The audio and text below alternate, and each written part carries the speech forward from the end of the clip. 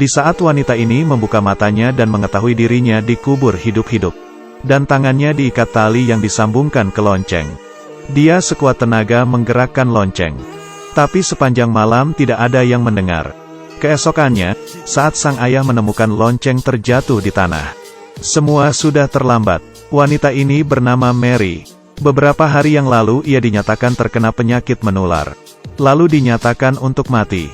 Sang ayah demi mencegah tersebarnya penyakit, ia mengubur Melinda yang sudah tidak memiliki harapan hidup, dan memasangkan bel, kalau tiba-tiba Melinda terbangun, mereka bisa mendengar pertolongan anaknya. Sang ibu ingin menemaninya di sana, tapi sang ayah khawatir ibunya akan tertular penyakit. Ia pun memberikan istrinya suntikan, lalu menggendongnya balik ke kamar. Tapi mereka tidak terpikirkan, Mary akan terbangun di tengah malam. Yang lebih anehnya, lonceng berbunyi sepanjang malam. Mereka sama sekali tidak ada yang mendengar. Ayah yang membuka peti dan menemukan Melinda sudah meninggal. Bahkan ke-10 kukunya terlepas. Sulit dibayangkan saat itu Mary seberapa putus asa. Sejak itu di kota tersebut tersebar kisah mengenai Mary. Hanya dengan melihat ke cermin dan menyebut nama Mary, lalu putar 3 kali, di saat mendengar suara lonceng, Mary akan memperlihatkan wujudnya. Tapi tidak ada orang yang pernah bertemu. Hingga di 50 tahun kemudian, suatu hari, beberapa gadis di sekolah sedang membicarakan hal ini. Semakin cerita mereka semakin bersemangat, bahkan ingin mencobanya. Tapi mereka tidak ada yang ingin mencobanya duluan. Lalu ia melihat seorang yang sendirian lalu mendekatinya. Ia dengan berani berkata, "Aku akan mencobanya duluan." Mereka di depan cermin menghidupkan lilin, dan meninggalkannya sendirian. Tapi setelah ia melakukan selesai, ia tidak menyebut nama Mary. Yang membuat orang tidak terpikirkan adalah, dia dikageti sendiri oleh teman kamarnya. Karena perlakuan temannya, ia mengambil nyawanya sendiri. Ketiga gadis juga ketakutan. Tapi mereka menyebarkan keluar bahwa dia mati karena ditakuti oleh Mary. Dan tidak ada yang mencurigainya. Setahun kemudian, arwahnya tiba-tiba datang untuk balas dendam. Dia membuat salah seorang gadis ketakutan hingga masuk ke rumah sakit. Di saat semua orang mengira itu kemunculan Mary lagi, ada seorang yang tidak berpikir seperti itu. Orang ini bernama Melinda, dia seorang penangkap roh, dan sudah memiliki banyak pengalaman. Melinda berpikir Mary yang mereka katakan sudah menghilang selama 150 tahun. Dia tidak mungkin bersembunyi selama itu. Bila ia itu benar, di kota yang kecil ini dia pasti sudah pernah ketemu.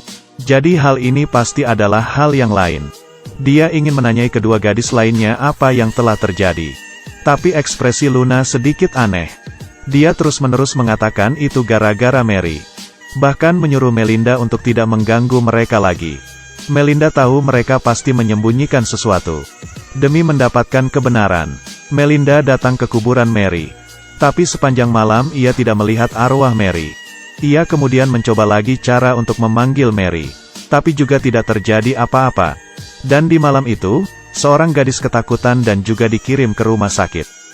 Melinda merasa ini tidak bisa tunggu lagi. Dia memutuskan untuk menemui Luna menanyakan kebenarannya. Kali ini Luna juga telah menebaknya, selanjutnya adalah gilirannya. Tetapi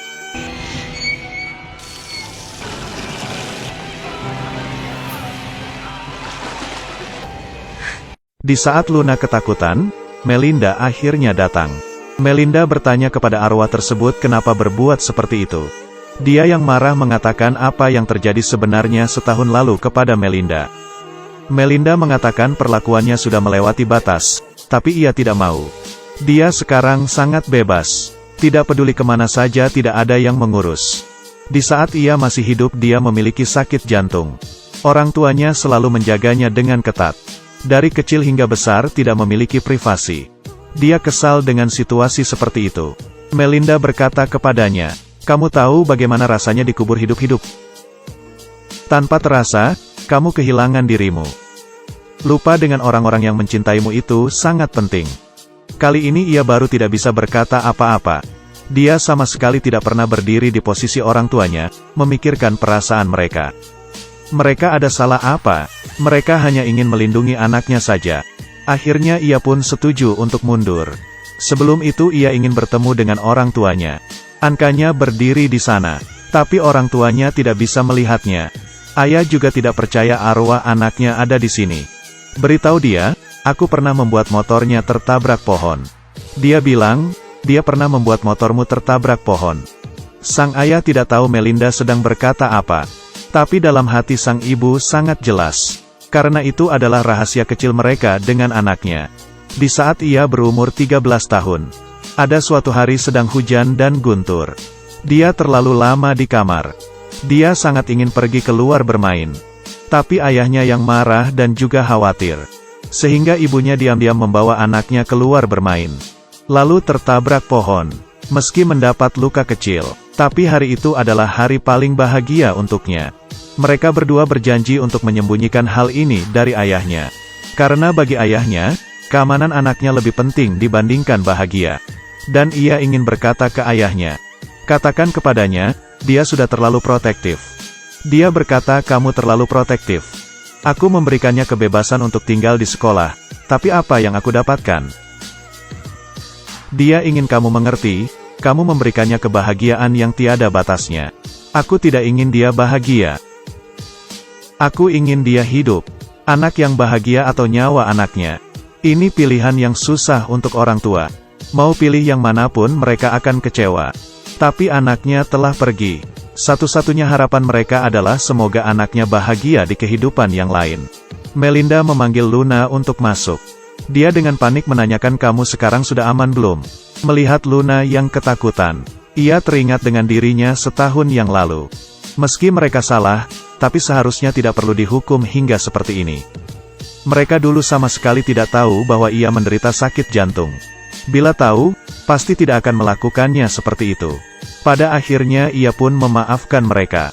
Saat itu ia melihat sebuah cahaya terang. Melinda berkata kepadanya tidak perlu takut, masuk saja ke cahaya terang itu. Di sana penuh dengan kebebasan dan kebahagiaan. Anakku bilang apa?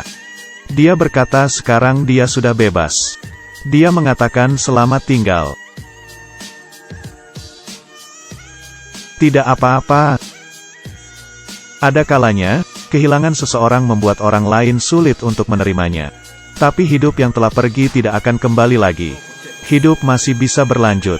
Setelah itu, kedua gadis yang pingsan pun akhirnya pulih. Lalu menjalankan hidup yang seharusnya.